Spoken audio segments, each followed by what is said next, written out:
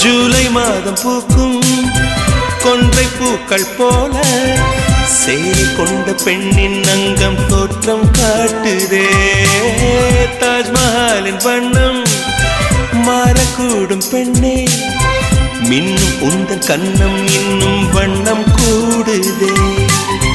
நிறமுள்ள மலர்கள் சோலைக்கு பெருமை, நீயுள்ள ஊரில் வசிப்பது பெருமை. 100 கோடி பெண்கள் உண்டு உன் போல் யாரும் இல்லையே, ஆனால் கண்ணி உந்தன் கண்கள் கண்கள் மட்டும் காணவில்லையே.